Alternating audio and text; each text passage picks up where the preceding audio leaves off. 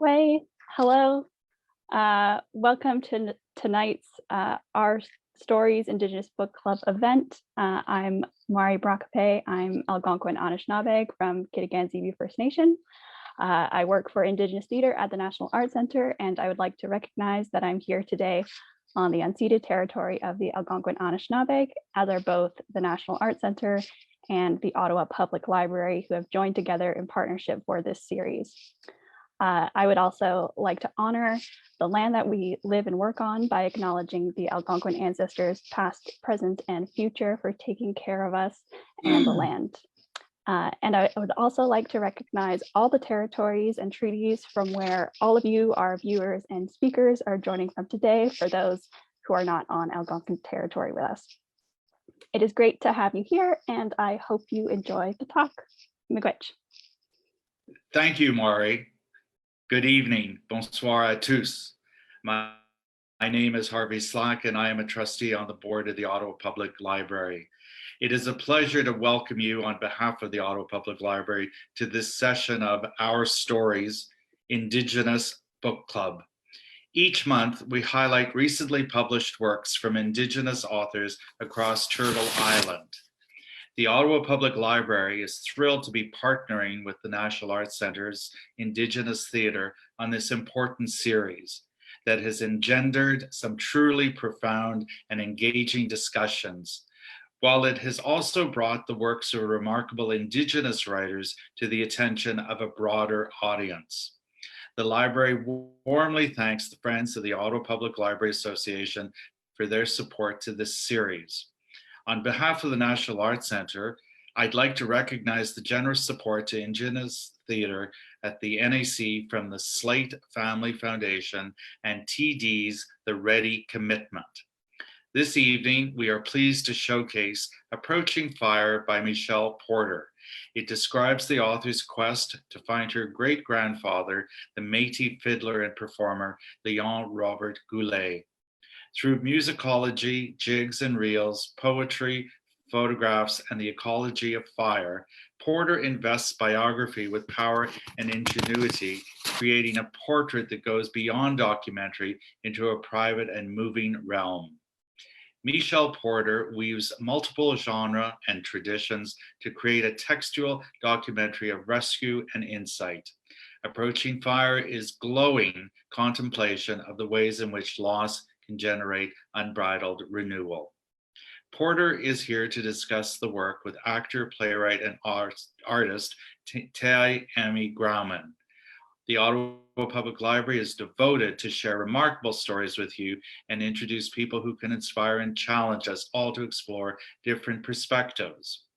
Please check out the programs coming up in May. Some are focused on Asian Heritage Month, others on technology and gardening.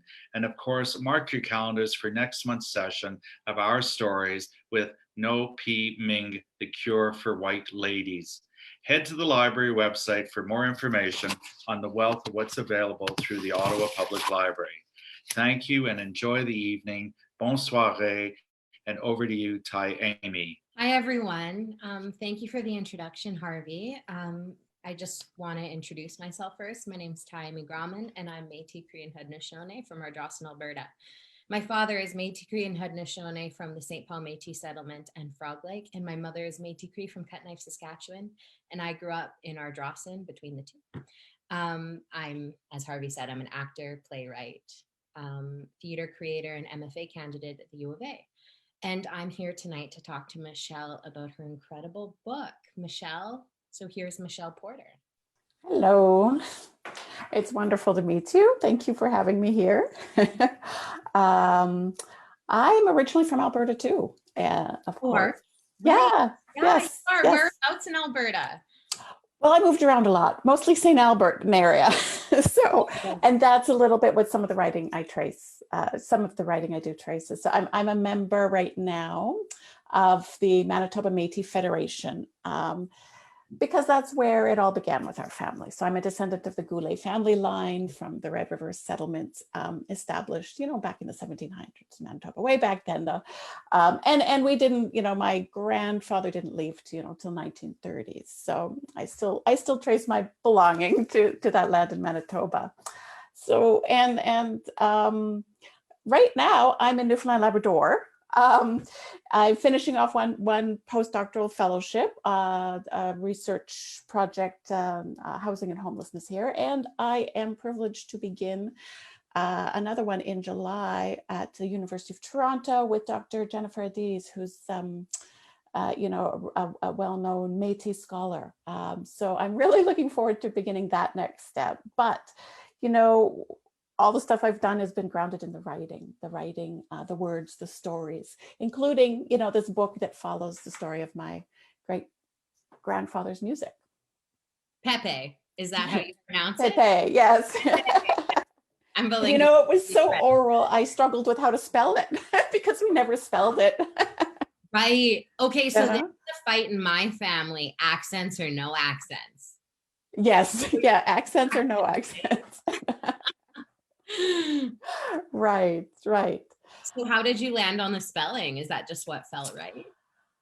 Well, I connected with cousins and my mother and talked about how is it actually pronounced? How did different people pronounce it? Do you remember the way your mother pronounced it? How did we start calling him Pepe? So it started to really dig out, why do we use this word for my great grandma? Why does everybody call him that as well? And I think another spelling used A's, and we realized, oh, that's just not the correct word. That means Pope.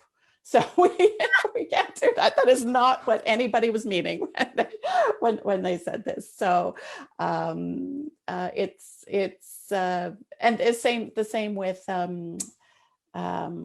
his, my great grandmother, Mamé, who everybody was just calling Mamé. And again, I question why did we use these particular terms? Why not some of the, the other words that, Métis families may have been using as well at the time. It's really interesting how many variations there are of those words. Yes. Yeah. So it's so interesting because in my family it's ma mère and papa, like it's anglicized. Yes. Yes. Yeah. So you use ma mère and papa. Just papa. Just like super anglicized. Yeah. And I don't think it is, I mean, in talking to different family members, a lot of them just couldn't answer. It's just what we call them. Another term, and I don't think this had anything to do with,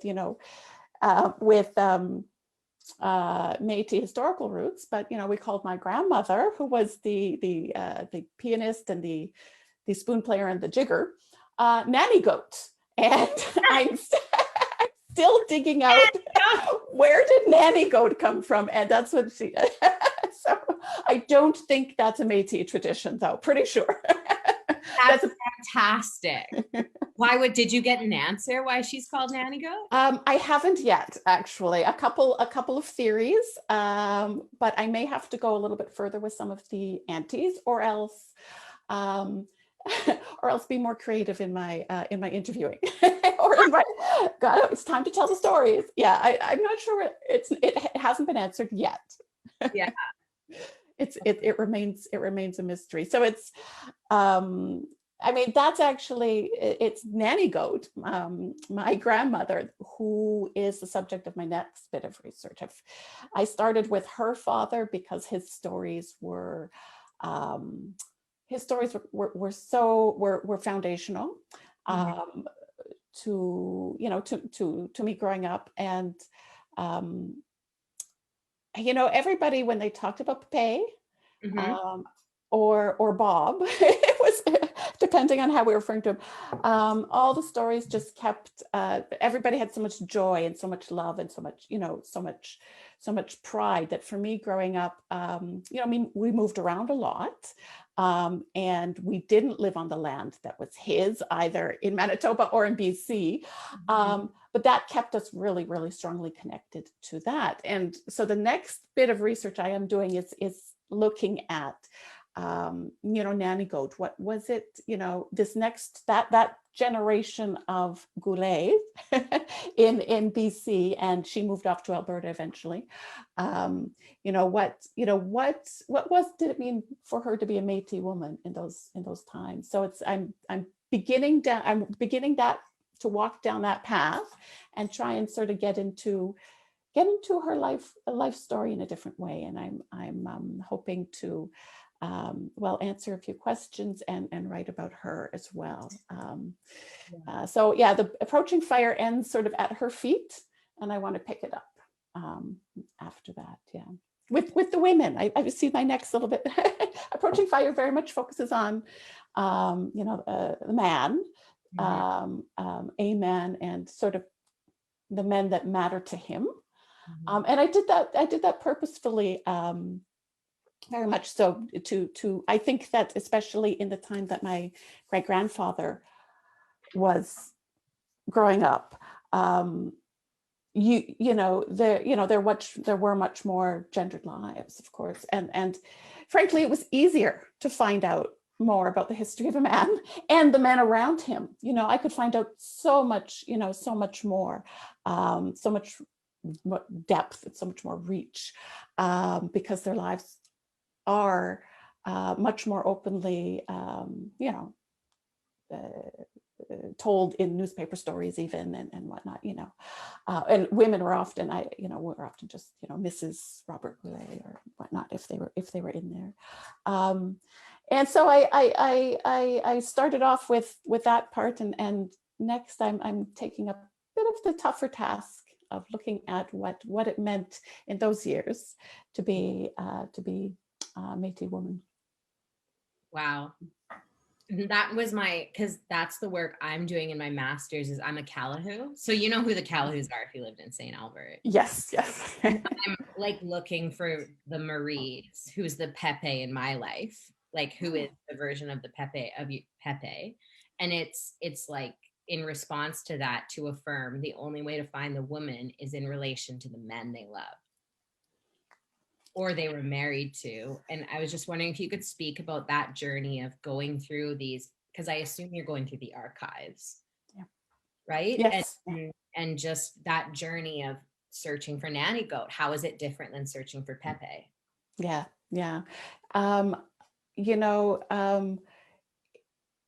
There's a couple of ways to answer that. And one of them, of course, is that, as you say, searching for the traces of the women in relation to the men that they loved or paired with at different points in time. And as soon as, and in looking for my grandmother, I'm also looking for her sisters and, other female members of that family at the same time. So looking for them, I've found it, excited by the smallest little bits where, there might be a newspaper article that mentions Mrs. R. Goulet, was visiting, and is that, which Goulet does that refer to?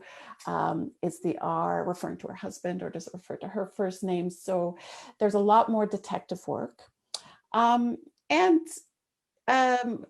in terms of the music, what I've found very interesting is the way the women in my family, at least, were following very much in the footsteps of Pepe, including his wife, Mamé, who took up music as part of marrying him. Not that she had done it before, but it became a part of her partnership more so in building the band.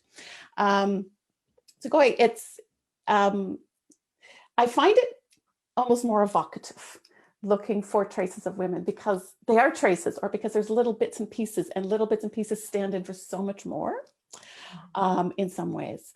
But also that there is so much lost, and so much that there's so much guesswork and so much picking it up in stories. What I found, and I don't know if this is like this in your family, some of the women's stories are only told at certain times, or told among women, or in groups that might understand some of the complications, whether it's has to do with childbirth or adoption, or whether the challenges of the marriage, or the challenges of certain parts of life. Some of those stories, some of those more personal stories, among recent, more recent generations, are only told at certain times with certain people around. The other way to answer that is that my grandmother and her sister were performers. So I find a trail that many people don't when they go looking for their female relatives. Actually, it's a different trail. It doesn't necessarily tell their personal story, but it's a trail in the newspapers of where they've performed, how old they were, did they win a fiddle competition, did they win this jigging competition, did they win the spoon competition. It's there in the newspapers in Manitoba and in BC. And my grandmother, she didn't pick up the fiddle, and there are part of the writing and research I'm doing is looking at why didn't she pick up the fiddle, but her sister did.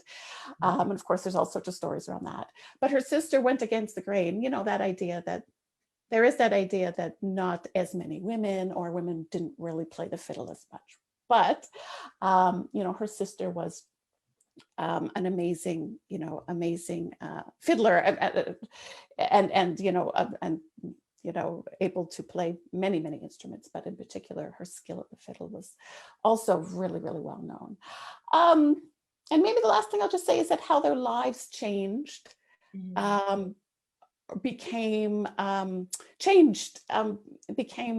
were told differently at different stages. There was that youth, then there's that early part before marriage, and then there's marriage and children, which, depending on the family, depending on how it's been worked out, meant that their lives were, again, almost secondary to, some of the children that were coming up, or, to the work of husbands. So, that's, and for you, when you are looking for traces, how do you experience it? Oh, geez. I feel like I'm so far down the rabbit hole at this point. I don't even know where I started. Do you know what I mean? You probably go through that with your family. But in a lot, my master's thesis is on the love stories in my family, but from the woman's perspective. So it's also interesting. What I really love about, I just love your book so much, but what I really love about Pepe is that it's so clear that he respected his women. And that's something that I'm really trying to create a resurgence of in the Callahoo family's history, where it's like there aren't particularly good stories about our men because of the way a lot of Métis men adopted the patriarchy as a means to survive after the script system. So I also think it's really interesting that you have those things. But I was wondering if you could speak a bit about the masculine and feminine in your family, and how Pepe was a good Métis man. You know what I mean? I do. Yeah. Oh, okay. So the love stories. You know what? Part of growing up was hearing about the love story between Mamé and Pepe. So Mamé herself was not Métis. Yeah. She was a wealthy French woman, of course, from Quebec, who had come up. Stories can differ, but it was generally on a mission. And she met this, by all accounts, charming, handsome fiddler. So what I know, a Métis man in his vest, all dressed up and with a fiddle. And he was a fiddler. Pepe, when it was such a delight when I actually went to interview in Manitoba. He has passed on now, but one of the fiddling greats. And I asked him, "Have you heard, this name?" And he said, "Oh, my dad would speak about him because he would go to, they would go to the kitchens together and they would play." And he was one of those that you could, he could dance and talk and fiddle, all at the same time. He could just do that. And that people spoke his name. Everybody wanted to fiddle with him, and that he had taught some of the young people who became greats later on. So my Mame met him, and her family forbid her from ever seeing him again and took her back out to Quebec. And she essentially convinced them that she was going off on another mission to another place. And she changed her tickets and went on out and ran off with Pepe. The very interesting thing is that when you see the Goulets were a family that would have in Winnipeg that would have marriage notices in the newspapers. Not all families would, but they did. But the marriage notice between Mame and Pepe was very short and very brief. And there wasn't an invitation for people to come. So did they elope? Pardon me? Did they elope essentially? Yes, and it wasn't. I love it so much. So it wasn't. Yeah, it was like they have married. It was almost, the subtext is almost, we couldn't stop them. And she joined his music life. She would play a couple of the instruments, not the fiddle. And she would take him to gigs and, support that music life in other ways too, as, the seamstress. And that was, her family cut her off. They even in our oral history, some of the, words and slurs that were used for Métis and for a woman who marries into a Métis family are still kept, in that sense, to remember how, how much racism there was against, at that point, and how much societal pressure that Mame went against to join this family. And I noticed a pattern in the newspapers of, at first, it was just, Pepe, Bob Goulet playing, and then slowly it was Bob Goulet and,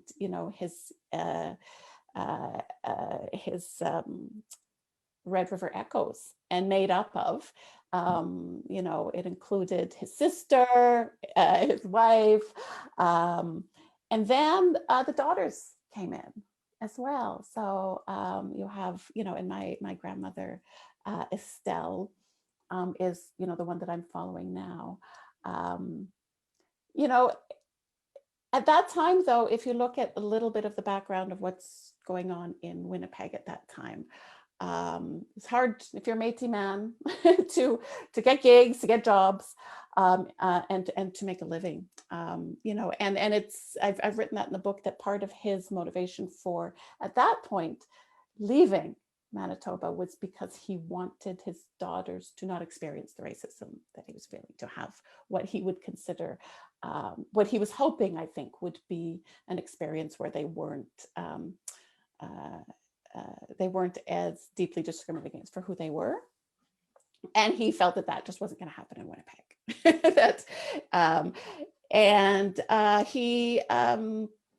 He sold up his script and sold up what they could, and they moved up to BC. But the music continued in BC. I found traces of it there, as they were living on land there and whatnot. But the music continued. They couldn't quite leave the music behind, although I think that Pepe wanted to. So, but as far as, I realized, as far as getting back to the good Métis man, He was it was an evolution from from the stories that are told. So they had a wonderful, they fell madly in love, and they had children, and the life of a musician wasn't the best life, best family life. So he gave it up and went to BC, and that's a part of that motivation. It's very interesting speaking to the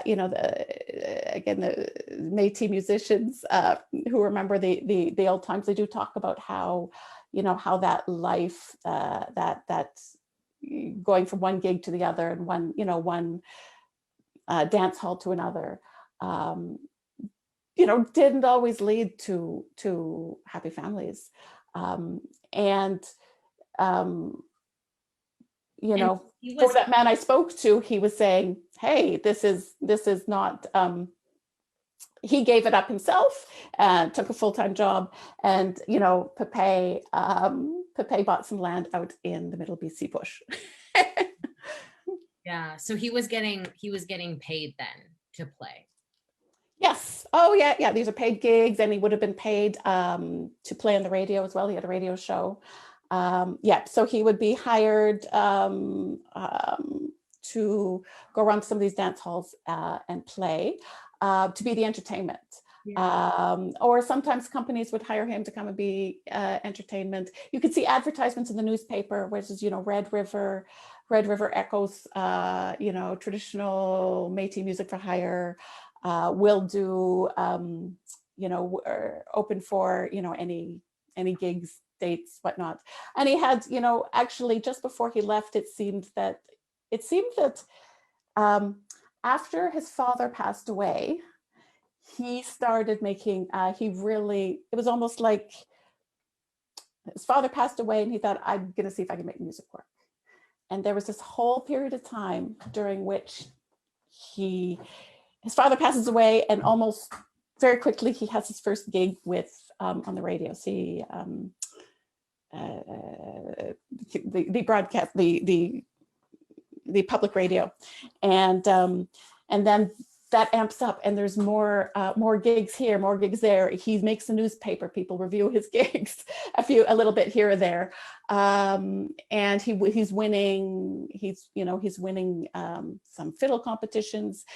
There's descriptions of his daughters who appear, and my grandmother and her sister Estelle are appearing in various places to dance and to be part of the performances. And it was a family band, and they did go everywhere as a family. And there were the late nights, where the kids would fall asleep at the back of the dance hall, that kind of thing, while everybody's still dancing. And then just as there seemed to be quite a few gigs, it seems that something, that was then the decision was made to leave that life and go on off to BC, not to leave music, mind you, but to not make a living that way. Yeah. I'm just like, wow, Pepe. Yeah. Like, that's a big choice, right? I was wondering if you could talk a bit about your family's relationship with the script system, just because I think that's a really underrepresented, at least in my family, narrative, Métis narrative. That's very dense and just what that meant for you in these script certificates scattered throughout your book. Right. Yeah. It's one of my more recent conversations with my mom. She will still bring that up, that there's some court cases going through that, where there's arguments being made to try and recognize the traditional Métis homeland, that when Manitoba joined Canada, was promised to Métis, and I would say that in oral history, the way my mother and her and her sisters, it's interesting. It's the women of the family who are always telling the stories. The mother and her sisters talk about it. it really was a selling up of, the hope, even just the hope of one day getting to promised land. So that's why for me, even though I didn't grow up in Manitoba, but I did reach out and get a Métis, a Métis card in Manitoba with the Manitoba Métis Federation, because that's where the land was, the family land. So it's like this physical connection to a place that I didn't grow up in, as well as the stories. And there's that sense of exchange, that sense of loss that is actually heavy in my mother's generation, for sure, because they were closer to their mother, who actually grew up there with those promises. So, I one day want to locate, and I haven't done this yet, but I want to locate that, that exactly where was that, that land that Pépé was promised and that he gave up. And I suppose it's a call back home, really. That's what land is. So I always say one of the, a couple of the things people say about, about Métis, and one of them is that there's an ease with moving. And certainly many people grew up in very, very stable in one place Métis communities. But many also did move around. However, there is that land that's just like, that's just part of the story, part of what calls you back home and what makes you feel that you're part of these people, the community. At least that's how it was for me growing up. And there was always this imagined land, this imagined this place that one day we could or would go. Yeah. Yeah. Well, we lost mine, and my settlement doesn't exist anymore. Oh, okay. That's right. The French tore down, pushed us into the bush. So I understand it's happened to so many of us, right? And so many different kinds of lost homes. Yeah. Because each time you would remake it, there would be the next one. So, and if you don't mind me asking, how does that story play in your family how is that story told to you all about losing that community? Well, my father grew up on a farm in Lindbergh. So he was still, even though it's not a recognized settlement, it's like ours. And then it's really interesting. But we essentially became, so for those of you on the call who don't know what Scrip is, because it's been kind of a hidden narrative, what Scrip was essentially when settlers came and settled and First Nations people were pushed into reserves, they were like, well, I don't know about you guys. And so it was a bit like we were offered land vouchers, which is what Scrip is, but it often didn't work, as in the cases of both Michelle and I's family. And it didn't actually manifest in land. And it was, as you can see in Michelle's book, it was sold, and there was a ton of fraud, and it was really impossible to make it work. So that's when we also ended up in the age of the road allowance people, where our people lived in ditches. So it was like you had Scrip for a brief period, or you assimilate or end up in ditches. And my family actually became farmers. Yeah, that's how we did it. So my parents are still farmers, and I grew up with horses and everything, but that's our story, is we were just a bit like, Well, I think, yeah. So I guess I forgot to give some of that history too, but yeah, throughout the book, there's the notices of the fraudulent selling of Métis Scrip, which is what happened. So many Métis didn't hang on to their Scrip or couldn't, and even some of the Scrip papers or promises didn't reach them. So it's really regarded broadly as a system that was intended for fraud to swindle Métis out of their land while seeming to promise them the land, which is of course the reason for the court cases. But so your family moved on and started a farm, and my family did a bit of the urban. Yeah. So the Goulets were off the land, but stayed in, and many of the Goulets were politicians but stayed in Winnipeg, in the city, to see what life would bring there. And it's, an interesting choice too, because there were just so many barriers within the city to just living regular life there, that it was difficult in so many different ways than moving on. Although eventually that is what my great-grandfather did as well, is move away from that and, well, find another piece of land, right? Yeah. Which is interesting that he went to unceded British Columbia.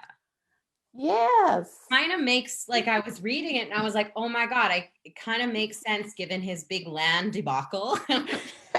Right? Exactly. And the land meant so much to him. And they did, they did seem to be living in a couple of areas at different points around Winnipeg, more rural areas, but at different points, it seems to be in the newspapers.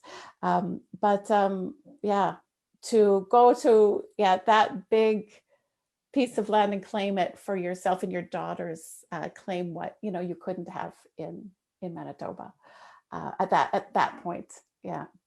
I think Manitoba was, very different place at that point, particularly compared to British Columbia. The histories that were unfolding in both those areas were fascinating. And so I think the history for many Métis in British Columbia was not necessarily being recognized as Métis, or being uncertain, because there was a different set of settlers coming through, and in a sense, being Métis in certain areas got lost a little bit I shouldn't use the word lost. I should say that it was not as visible, I think. And this is an interesting conversation in your references to Jean Taillet's definition of what is the Métis. Yes. Right? Yes. And it's actually, like, my last gig before COVID happened was I was emceeing Les Femmes Michif Otipemsquak, which Jean spoke at.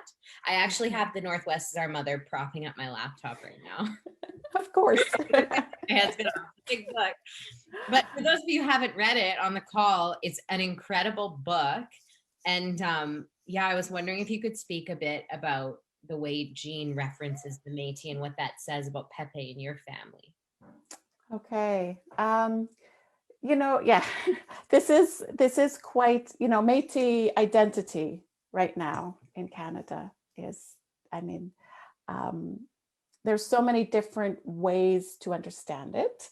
But Jean Taillet and a group of, a group of Métis scholars, Métis writers, really, really speak of the Métis, who are a people, are a nation that were formed, in northern, what is now northern United States and Western Canada, and became a people during, a time on the prairies, from around 1700s. And Jean Taillet writes beautifully about this whole time when the Métis, Red River Métis, became a people and a nation, and that it's as much as living in the stories, living in the traditions, and living in living in this shared history that makes a person Métis, and referring to the people who lived on the prairies at in that time. And I'm being careful because I do, there are different, I live out in the East Coast right now, so there are different claims to what Métis means, which can be racialized or can mean different mixing of between First Nations and, non-Indigenous or different parentage. But Jean Taillé and the group of people I come from are have these roots, deep in the prairie soil and deep in the histories and the stories of Louis Riel rebellion, some of these battles, but also just for me, it was really the music and this way of living that I feel and other people talking about feel is passed down, just became very adaptable to different conditions, to having cars and highways and to all the different things that we do. So, and for you, what did you really love about Jean Taillé's conception, or the way she talked about what it meant to be Métis, which I thought was beautiful. Yeah, I think it's really beautiful and important, and I'm actually quite defensive of Métis identity here in Alberta. Yeah. Okay. Because right now we're in this era where we're becoming cool and hip. Right? And there's a lot of articles that have been published about this, so I don't really I don't need to go into it. But what I love about Jean's work is the way she connects everything to story. And the same as your work too. Everything is story. Like being Métis is your story. Right? Yeah. And it's the same in my family. Like if I look at the way you situate yourself with your family's music, my thing is horses. I love that. Yeah. I love it. Yeah. So I read your book and I'm like, oh, this is like my family's. I think music is cooler because I'm a performer now. I'm like, man, I wish my thing was music. I can't even lie. It's not. But and yet, see, that was also an awakening too when I heard, because some of the oldest recordings of Métis music were made by Pépé in the 1930s. The oldest recordings, and when I heard these old recordings of these old,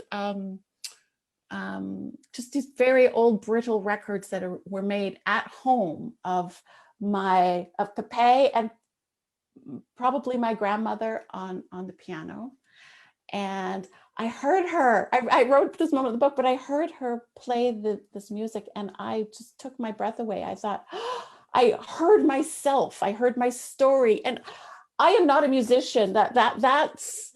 So I thought she was a poet. She was a writer who expressed herself in this music, and I'm this musician who can only express myself in words. And there's that beautiful connection. So to me, those are the stories. So the horses are the stories, the music are the stories, and everything that I write it's exactly that, connected to the stories. And I really have to say, Jean Taillé felt in reading her book, I felt it's like gave me, and perhaps I think the whole community, permission to say who we are and who we belong to, and these are our stories. And I love that she did that. And yeah, me too. Her work is incredible, and hearing her speak actually changed the trajectory of my life a bit. Oh. A little bit, yeah. When I look back on it, I also played her in a show. I was her puppet. Like I was the Jean Taillé puppet. Anyway, you were the. Yeah, I love that. Named her Cook of Betty. She's not named Jean Taillé, but she's Jean Taillé. But so that what you just said leads me to my next question of like the way you intertwine fire and music, and and pictures and letters, that feels very musical. And so I was wondering if there was an aha moment where you were like, this is my structure. Oh, yes. I was struggled with structure with this because, as you can tell in the book, in a sense, that I have so many different ways of expressing what's going on. And so much. I hate the word structure, and I'm sorry I used it. But you remember this? I'm resisting structure all day, every day. I couldn't believe I said that. But the way you're remembering this story. Anyway. Exactly. Well, you know, that's what I stayed true to in the end, is the experience. So I was weaving the experience of my grandfather and my personal experience. And at the time I was doing, you know, this research and finding out more about my great-grandfather. A bunch of things are going on, right? There's all the fires in, particularly in BC at that point, and the year later, there was a lot of fires, you know, let's say in New Zealand area down there, but there was a couple of years of just so many fires raging. And I felt like there was a fire raging in my personal life, like this whole, it was time for me to, it was a time during which I was, you know, perhaps facing down my own personal fires, and that is how it felt.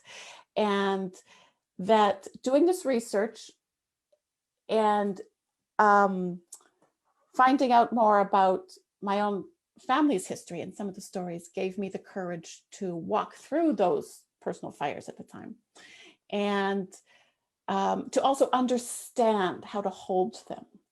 Because in reading this beautiful writing about traditional fires and traditional burning, I just mapped those. They just overlay the idea of how we can handle our personal emotions, issues, challenges, trials, trauma, in that the whole idea behind traditional burning is that you do it on a regular basis so that you have regular, small, controllable fires that promote healing, that promote beautiful, beautiful growth. When you don't have them and you suppress fires, which is what we'd all like to do with tough times, with trauma, with emotions sometimes, you know, with history, with family, you know, family history, we want to, in some ways, you know, suppress the release of those things, and we resist going to the next stage. But and so then you have all the debris build up, and when you're forced to resist it, you're having, you know, you're burnt out, or it's much bigger than it needs to be. So in looking at, you know, some of the idea of what is intergenerational trauma, what are the traumas that we carry, I really think that, you know, my generation and the next generation are the ones who are able to actually begin understanding and re-engaging in this burning process, in a search for healing, in a search for going toward that next stage, and letting the old stories or traumas, you know, become the soil for something else. And for that reason, I wrote this book in part poetry, part prose poem, part almost, you know, a narrative poetry, and as well in magazine, and letters to Pepe. That was, I had, it was the letters to Pepe that came at the end. And these were so important to the book because up until then, I didn't have a relationship with Pepe except for the stories. And I didn't know how to build one, but I knew I wanted one. So I had all these poems. I had sort of this idea of fire. I had, you know, these magazine-ish story pieces. But it wasn't until I got to the letters, writing letters to Pepe and talking directly to him, that I realized that what I was doing and what I was searching for was that all my relations, I was searching for a relationship with my ancestors that, you know, was perhaps a bit more personal, a bit more exploratory, and allowed him to talk to me. Although he, you know, I'm talking to him in the letters, but it's going both ways, right? Yeah, so it's those letters that really, for me, pulled the whole, you know, was the thread that pulled the whole multiple genres and the pictures going, and the even the little news bits that appear throughout, and give me a relationship, a real relationship with Pepe, my great grandfather. Wow, so incredible. And so, are you still writing letters, or you're writing letters to? I'm right. I am, but they're different kind. I'm writing letters at this point. I'm writing letters to my grandmother, and you know, they may or may not be used in the book. I'll see, but it's actually a way I've found of connecting with, you know, my grandmother passed on when I was a kid, right? So there's so many questions I would love to ask her, and I can't. So sometimes answers to the questions can come just by asking, and sometimes you know, there's a beautiful sense of connection that comes, and it lets me tell some of the stories. So I'm writing letters to her now and asking her about, you know, about it was particularly her early life. She was a very, very interesting woman. So, and starting at the feet, I feel like I'm starting at the feet of her life. You know, I go for a walk down by a river here, and there's a pair of trees there down along the way. And the one of them, it's this beautiful, beautiful tree. My grandmother, she passed on, she had cancer. So, you know, she was in the hospital before she died. So there was this, and as a kid, that was a very strong memory. There's this tree that half of it has died away, but the other half is still this vibrant, beautiful. And part of the bark is there. And that tree to me is my, you know, it's you know, part of my conversation with my grandmother. And beside her is her sister. So, yeah. That's so beautiful. How something so clearly an ancestor. I have those moments too. Yeah. There's some questions in the question box I'm just going to throw your way. The first one is, have you inherited the musical gene? You know, I haven't. I don't. Music to me is about the words. So in the sense that, you know, I have played music. It's not something I do very well. And yet the music is in the poetry I write, and even in just in the rhythm that I build into the words. I was doing a reading a little a couple months ago, and the person who had invited me spoke of loving that musical rhythm that was there. And when I listen to music, I really pay attention to the stories and the songs. So whenever there's, you know, it's not necessarily about that background thing. And I more want to move. I would be like my grandmother, actually, if I haven't done any jig competitions, but that if I had, that would much more me. Yeah. Yeah. I'm a dancer too. I love to dance. Yeah. It's that's where the music lives in me, in the rhythm and some of what I write, and in moving, dancing. Yeah. Totally. Real fast feet. Yeah. And the next one is, do you know any of the history of the tunes? Okay, so I do know a little bit of the history of some of the tunes. If you're, I'm stopping here because there's two ones. There's the history of the tunes that particularly that my great grandfather played, but also just, you know, he would be playing some of other people's tunes as well. And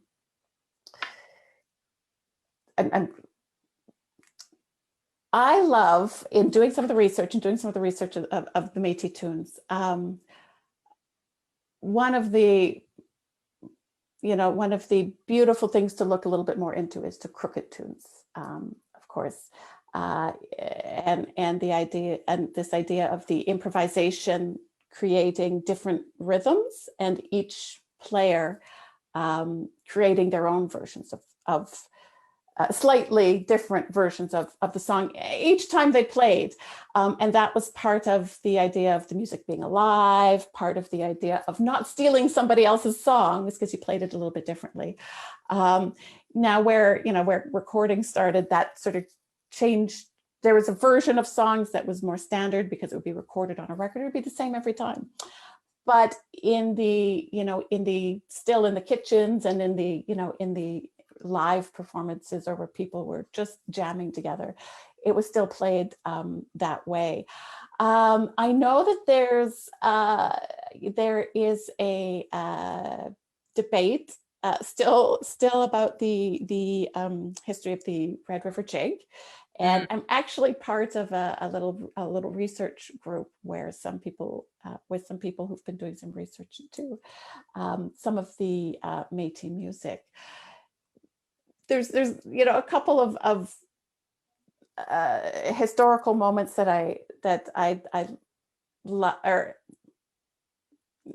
facts that I love about it, and one is that there really was a tradition of at the performances, there'd be drums as much as there might be fiddles, and there really was just a creative play with certain amount of First Nation sound and a certain amount of some of the European tunes. So there's relationship going both ways.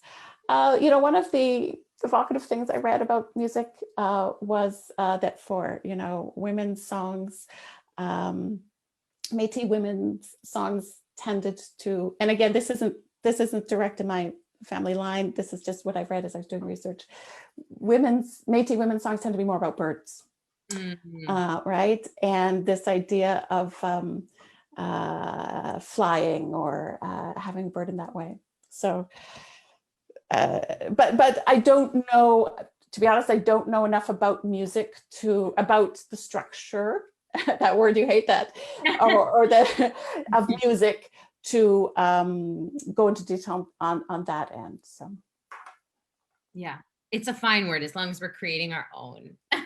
yes, well, that's the whole crooked tunes. And it's when I came to a better understanding of what crooked tunes were and what they meant, particularly that improvisational part, I see Approaching Fire actually as being a crooked tune approach to writing, and improvisational.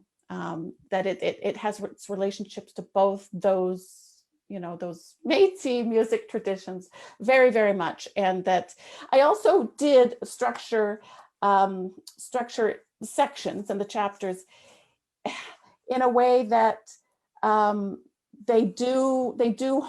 it is crooked. It's not even, the chapters aren't even. And I really did structure it that way purposefully to really resemble or to have a relationship with the uneven rhythm and meter that might be in a Métis crooked tune, and to give each part its due, not cut it up into certain sections because it needed to fit that, but to let it spill out where it needed and cut it back where it fits. So. Amazing. I love that. I haven't looked into crooked tunes yet. Now I'm going to have to. Oh, you'll love it if you. And for our last question, our last 2 minutes, will the letters to the grandmothers be turned into another book? Yes. Yeah, very good. And yes, there's. I have a bit of the structure of the book opening up, but yes, I'm. As I say, beginning next at my grandmother's feet, and it's an honor, and gives me so much insight into into the way I can possibly, live my life going forward, to just really build this relationship with my grandmother, who lived during such interesting times, actually.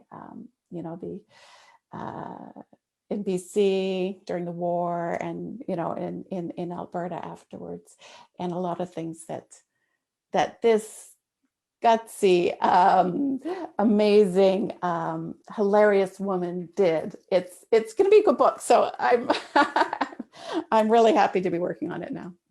So stay tuned for Approaching Fire Part 2, the next book. Okay.